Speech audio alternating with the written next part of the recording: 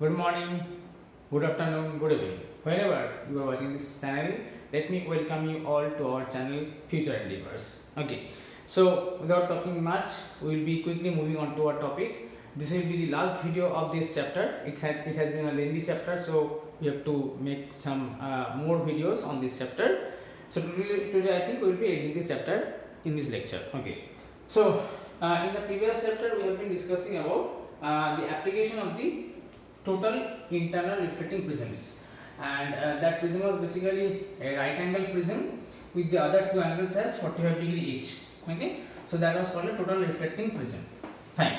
Now today we will be quickly moving on to the other applications, where today we will be mainly discussing about two other applications. One is the use of a equilateral prism. Okay, so we will be just seeing the basic applications. Okay, equilateral prism.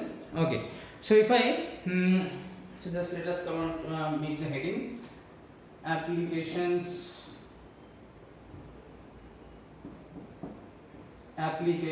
of equilateral prism. Now you must be knowing what is an equilateral prism. Obviously, yes, we have discussed this, that a prism in which the triangular cross section area has all the three angles as 60 degree. That is, you can observe a equilateral triangle, that is regarded as a equilateral prism. Okay, so what we will be discussing today is that let us first of all draw a equilateral prism. Okay, so let us consider an equilateral prism first. Say this is an equilateral prism. Okay, this is an equilateral prism. Fine.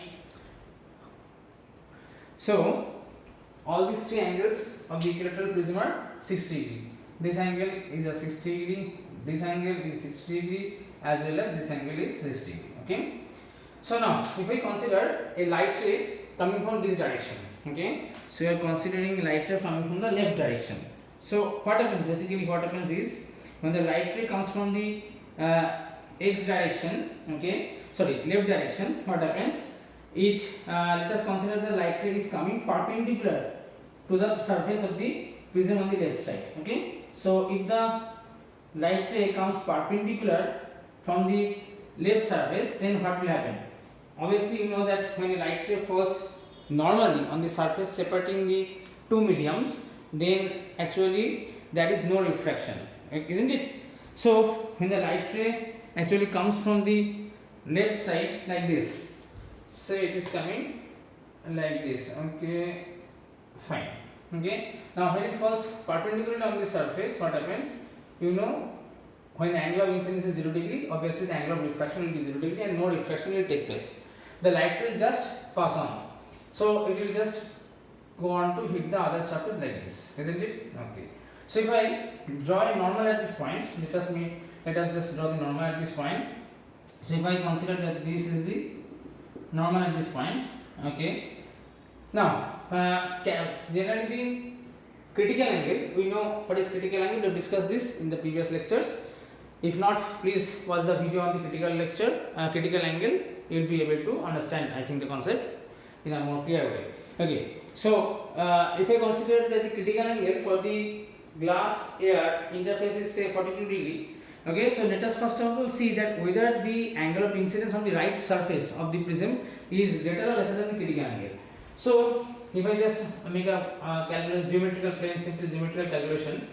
So this angle is 60 degree, this is 90 degree. So this is 60 degree. Watch it carefully, please. If you are not able to watch it in a understand in a single go, just pause the video, rewind it once again, and just see it through it. You will be able to understand. So this angle is 60 degree. Okay. Now, if this angle is 60 degree, this is 90 degree.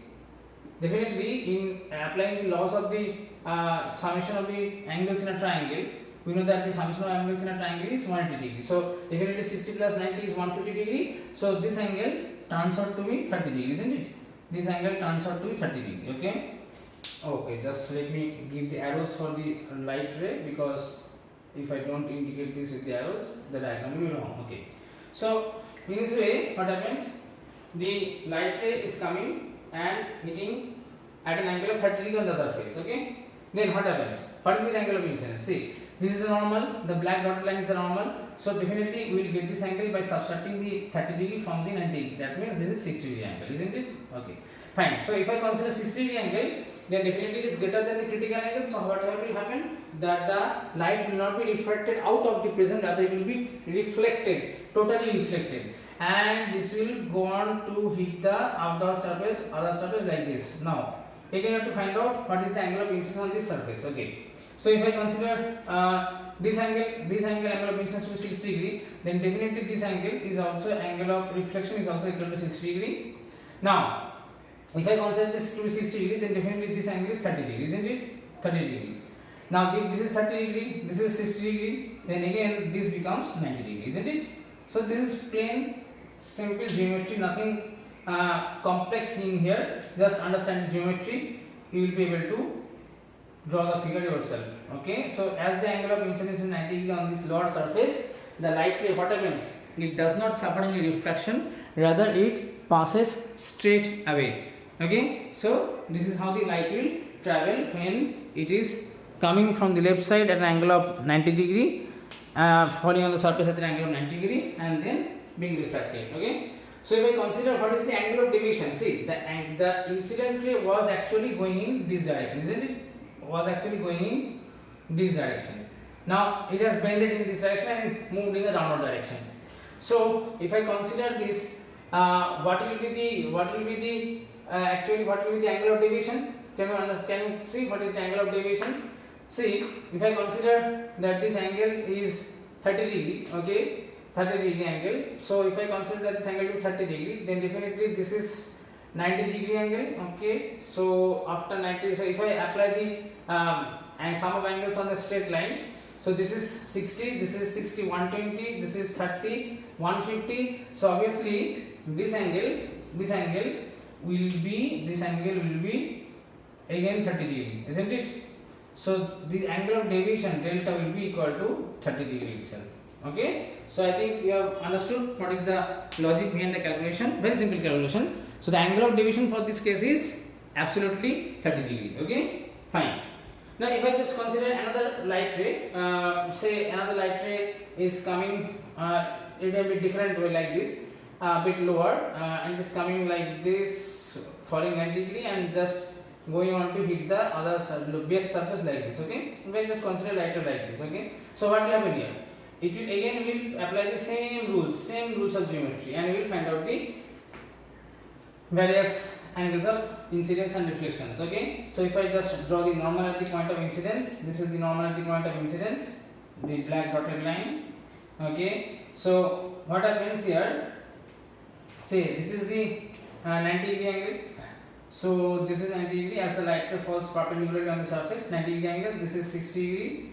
Then definitely this is how much? This is 90 plus 60, 150. So this is 30 degree angle. So this is 60 degree angle. Then obviously the light will be reflected, totally reflected, and the light ray will move out in some way like this. Okay, some way like this. Okay, somehow like this.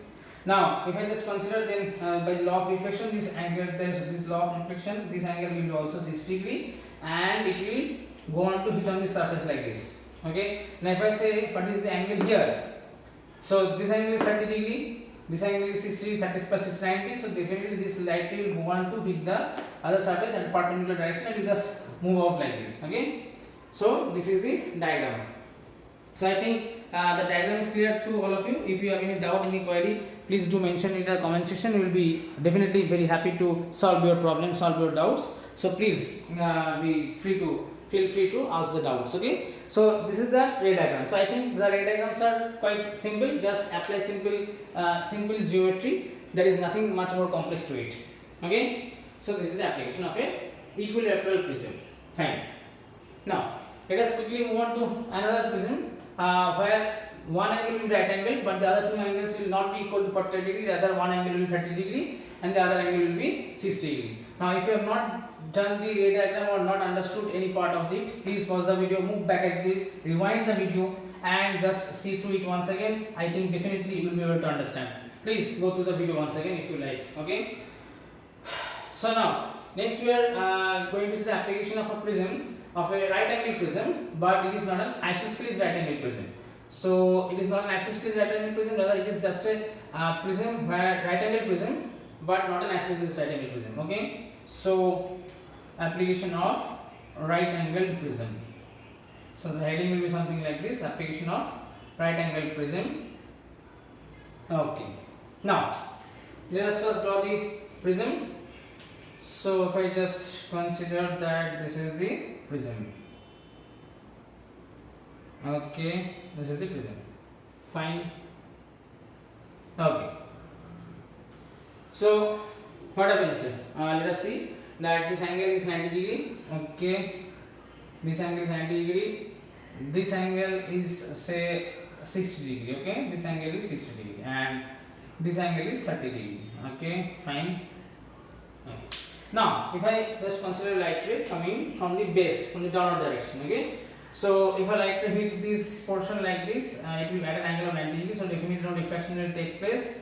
It will just pass through normally. So it will go on to hit the surface like this. Okay, surface like this. Okay, fine. Now, if I consider this point, just draw a normal here. So if I draw a normal here,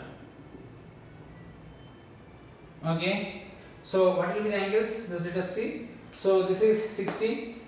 This is 90 degree. Okay, 60 plus 90, 150. This is again 30 degree. So definitely this will be 60 degree angle. Okay, so definitely the 60 degree angle is much greater than the value of the critical angle for the glass air interface. Okay, so total internal reflection will take place. Fine. Let us see then how it will be reflected. It will be reflected something like this. Okay, something like this. Why? Because say this is the angle, again this will be by the law of reflection. This is the angle 60 degree again here. Okay, 60 degree angle.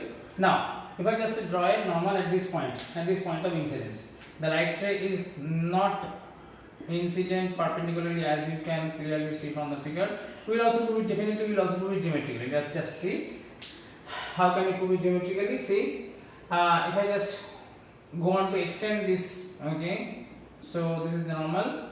Fine. Now this angle is again 30 degree. Fine, this angle is again 30 degree. So if I consider this angle being 30 degree, here it is 30 degree. So 30 plus 30 means 160. Then definitely this total angle will be 120 degree. Total angle will be 120 degree. Fine. Now if the total angle is 120 degree, this part is 90 degree. The above part is 90 degree. So definitely this part will be again what it will be? It will be 30 degree, isn't it? I think it is clear. This angle, this small angle is 30 degree. If I consider this triangle, okay, this triangle, then definitely this is 30 plus 30, 60. So this angle will be, apex angle will be 120 degree, and within that 120, this upper part is 90. That is normal. So out of that 120 subtract 90 degree angle, so it will be 30 degree. Now it will again after this it will be just a normal refraction depending on the refractive index. This light is going away from glass to air, so it will definitely bend away from the normal, and it will go on to move on something like this. Okay, we cannot calculate the angle exactly, as because we do not have the information on the refractive index, so we cannot apply the Snell's law, that is sin A by sin R equals to is a constant. We are not able to apply that law, so we will not be getting the angle, but rather we will be the figure is something like this. So this is the second application. Okay, so I think the applications of the prisms and the geometrical diagrams are very much clear. These are nothing but simple geometrical diagrams. The ray diagrams are purely based on geometry, so don't be worried. Just if you have not understand it through one scene, just view the entire process another time, once again, you will be definitely able to understand the proceedings. Okay, so these are the applications.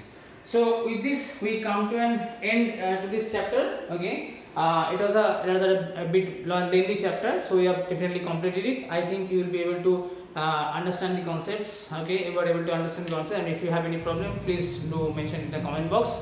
We will be happy to solve your problems. Okay, so with that we will be ending our video today here. In the next class we will be starting a brand new chapter. Till then, please take care, do study well, and goodbye.